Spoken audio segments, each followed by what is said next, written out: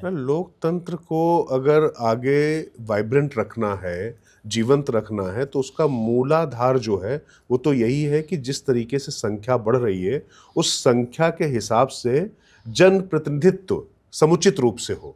और आप कह रहे हैं कि ये जो जनप्रतिनिधित्व समुचित रूप से होने की जो वो एक पाइपलाइन है, वही काट दी गई परिसीमन को आगे बढ़ाकर। लेकिन अब जो परिस्थितियां हैं, इसमें कोई भी राजनीतिक दल, देखिए वैसे तो वोट चोर गद्दी छोड़ भी हो जाएगा, एसआईआर पर तमाम चीज़ें हो जाएंगी। राहुल गांधी हो या अरविंद केजरीवाल हो, ममता बनर्जी हो, मैं राजनीति को इसलिए इसमें ला रहा हूं क्योंकि देखिए बिना राजनीतिक इच्छा शक्ति के इस देश में कुछ नहीं होता है। ये पॉलिटिशियंस ही जो काम करना होता है। इस समय जो मौजूदा नेतृत्व है, उसने तमाम फैसले ऐसे लिए भी कि जो लगता था कभी नहीं लिए जा पाएंगे। 370 या 35 है कि मैं बात करूं, लेकिन इसकी भी घोषणा की है, नई पार्लियामेंट भी बन गई, उसमें बैठालने के हिसाब से समुचित व्यवस्था भी कर दी गई है। लेकिन उसके बाद भी अभी आप कह रहे हैं कि 6 महीने पहले से कोई सुगबुगाहट नहीं। मुझे भी, मैं पत्रकार हूँ, मुझे भी ऐसी कोई सुगबुगाहट नहीं दिखाई पड़ रही। तो कुल मिला के ये थोड़ा कॉस्मेटिक चेंजेस ही हैं। जो मूल चेंज होना चाहिए लोकतंत्र को मजबूत करने के लिए, वो नहीं हो रहा है, और उसके लिए कोई भी राजनीतिक दल गंभीर नहीं दिखाई पड़ रहा है। ये आप कह रहे हैं? मैं यही कह रहा हूँ, और मैं उसमें एक और चीज़ ऐड कर रहा हूँ। ये एक सोची समझी साजिश है, सभी मिले हुए हैं। सभी मिले हुए हैं। कारण क्या है कि लोकतंत्र को राजतंत्र में बदलने की एक प्रक्रिया होती है। लोकतंत्र क्या होता है? जनता के प्रतिनिधि। राजतंत्र क्या होता है कि कुछ व्यक्तियों का ही उस पर कब्जा हो। अब जैसे ऐसा थोड़ी था कि जब हमारा देश आज़ाद हुआ तो पूरे देश के एक ही राजा हुआ करते थे। तो उस समय भी 400-500 लोग थे जो पूरे देश को चलाते थे। अगर आज देश की राजनीति को हम देखते हैं तो हर प्रदेश में आप देख लीजिए, राजनीति में कुछ परिवारों का कब्जा हो गया है। तीसरी चौथी जनरेशन के लोग कैसे राजनीति में आ गए? आम आदमी को राजनीति से दूर कैसे किया गया? मैं आंकड़ों के आधार पर बता रहा हूँ। ये इंटरेस्टिंग पॉइंट, इसको थोड़ा बाइफरकेट कीजिए। मुझे लगता है ये जनता को जानना चाहिए। तो अब जैसे देखिए, देश की आज़ादी की हम बात करते हैं कि जब देश की आज़ादी की लड़ाई हुई तो उसमें सबसे ज़्यादा युवाओं की भागीदारी रही। और ख़ास करके जब हम अगस्त क्रांति की बात करते हैं तो उस समय सारे बड़े नेताओं को जब जेल में बंद कर दिया गया था, तब पूरा नेतृत्व जो है उसका भार युवाओं के ऊपर आ गया था, और उन्होंने उसको बहुत मजबूती से करके दिखाया था। उसके बाद देश आज़ाद हुआ और हमारे देश ने जब संविधान अपनाया तो शुरू के 3 चुनावों में युवाओं की भागीदारी 30% से ज़्यादा थी।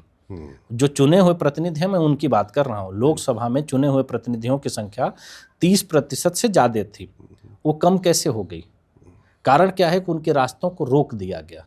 जब अगर संख्या नहीं होगी, एक सामान्य तरीके की प्रक्रिया में अगर कोई चीज़ पर आप बैठे हैं तो आपको वहाँ से हटाने के लिए कुछ एक्स्ट्रा पावर लगाना पड़ेगा। लेकिन अगर संख्या बढ़ती है तो कुछ नए लोगों को अवसर मिलेगा। फिर उसके बाद क्या होता है कि आपस में एक दूसरे से कंपैरिजन होता है कि कौन आदमी बेहतर है, तो जो बेहतर है तो आगे जाएगा। प्रतिद्वंदिता होती है कि भाई यूपी सरकार अच्छी चल रही, कि उत्तराखंड सरकार अच्छी चल रही है, पश्चिम बंगाल अच्छी चल रही है, बिहार। बिल्कुल ठीक कह रहे हैं। तो उससे क्या होता है कि जो आम जनता होता है उसके पास ऑप्शन बनता है, और ऑप्शन में क्या होता है, वो देखता है कि कौन बेहतर है, उसके साथ जाता है। यही लोकतंत्र की एक आस्था है। जब हम ये सारी चीजें सही ढंग से चल रही थी, हम उस पर रोक लगा देते हैं, और जैसे ही लोग आप परिसीमन पर रोक लगती है, इस देश के राजनीति की सारी बुराइयां उसी दिन से शुरू होती है। जातिगत समीकरण 76 से पहले देश में नहीं थे, क्योंकि संख्या बदलती थी, क्षेत्र बदलता था। आप क्षेत्र बदल जाएगा तो आप जातिगत समीकरण कैसे बना पाएंगे?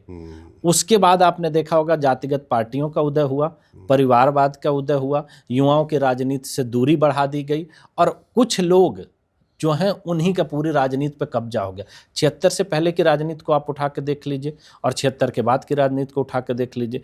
किसी के ऊपर कोई भ्रष्टाचार के आरोप पहले लगे थे, लोग नैतिकता के आधार पर पद छोड़ देते थे। अब तो यहाँ जेल से सरकारें चल रही हैं और उसमें भी नैतिकता की बात नहीं हो रही है। तो मेरे कहने का मतलब है, एक सोची समझी साजिश के तहत अगर नहीं किया जाता तो इमरजेंसी के दौरान परिसीमन पर रोक लगाने की जरूरत क्या पड़ी थी?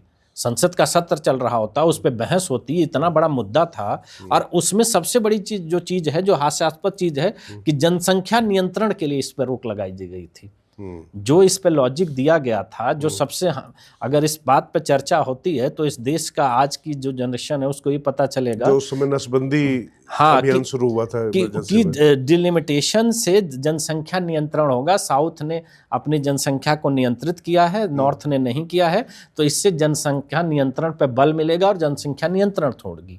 मैं कह रहा हूं कि आपकी बात बड़ी हो, मान लेते हैं कि वो जनसंख्या नियंत्रण हो जाता। 2021 तक के जो 2001 में जो आंकड़े आए थे तो जब नहीं जनसंख्या नियंत्रण हुआ तो उस पर डेलिमिटेशन पर रोक को बढ़ाना नहीं चाहिए था, उस समय ही लागू कर देना चाहिए। या मैं कह रहा हूँ कि चलिए ठीक है 50 साल पीछे हम लोग नहीं जा सकते हैं, हम 26 में क्यों डेलिमिटेशन की तैयारी नहीं कर रहे हैं? हम लोग कोर्स करेक्शन अब तो हो भाई गलती हो सकती है, कोई ज़रूरत नहीं है कि हम 50 में जा करके किसी को कोसें। हम ये कह रहे हैं कि ठीक है, अगर हमारी मनसा स्वच्छ है, हम अच्छे विचार की बात करते हैं, तो हम अभी इस पे चर्चा कर सकते हैं।